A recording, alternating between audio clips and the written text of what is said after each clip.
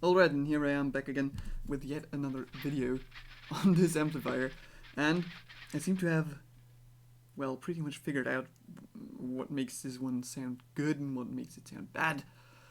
So, thing number one you need to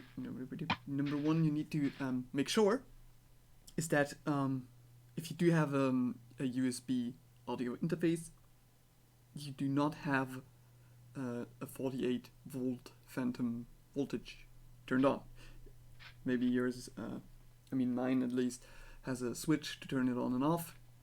I'm not so sure about the Samsung G-Track, but I'm not actually too convinced that thing doesn't have it turned on by default. I mean, it should be line, but that one's very noisy, so it could just be your brand of audio interface making a lot of noise onto the line signal. If you have a direct input with cable management, very terrible if you have to melt shit lying around. Alright, if you have one of these, probably not a bad idea to use those. So that's one of the potential issues that you might face with this amplifier. On the other hand, there's a bunch of others as well. So, for one, this one is a huge fucking beast, apparently. It is really, really, really loud, like kind of standing next to a full stack of fucking fully dialed up Marshall Plexis screaming into your fucking ear. Something like that. So you need to be somewhat careful with it, and what you want to kind of have is a controlled input, right? Neural DSP seems to have mentioned that somewhere as well. I've not stumbled upon it myself, but I've read it in the various comments about this plugin, that you should have kind of a lower than usual input of your guitar signal. I know that for a fact.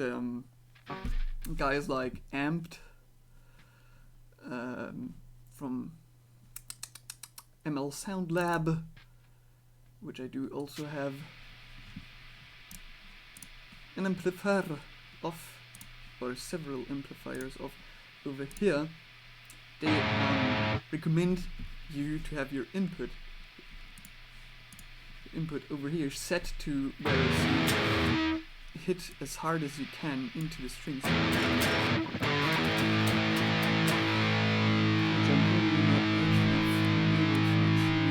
Oh wait, this one's not actually lined up with this because it's using the USB, this one.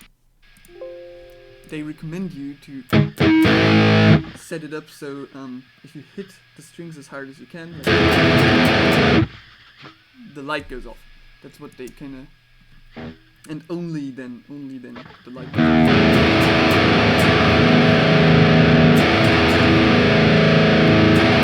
Kinda like that.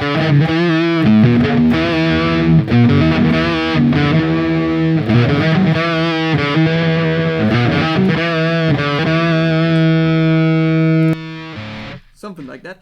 Although, though, for Neural DSP, it seems to be that you should have your input probably at something like 0 or lower it, and only really increase the input level at all if you have really, really quiet pickups, which you most likely do not have if you want to make metal music. So what you really want is this over here. Over here. This little signal to dance up and down very much and not really hit the top whatsoever. Like, not hitting it at all, which is kind of what I had before. When I had this issue, is that it was primarily living up here, hitting this little light pretty much all the time.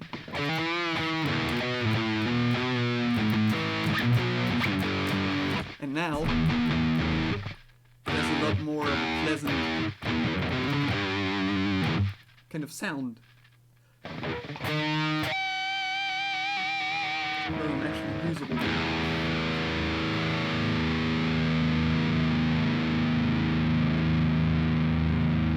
Also has fucking sustain for fucking days.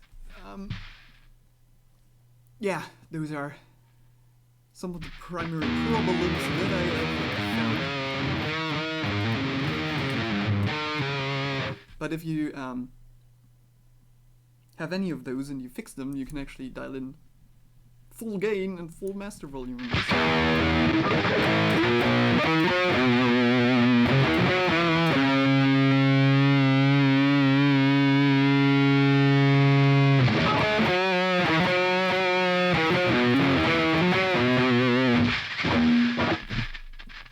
Right. I'll even leave some links to videos of other people down below with the little timestamps of where you can actually see their input level here, so you can kind of match yours to that, and then you should probably get a good sound out of your plugin as well, hopefully. Alright, it's been a pleasure, see you laters.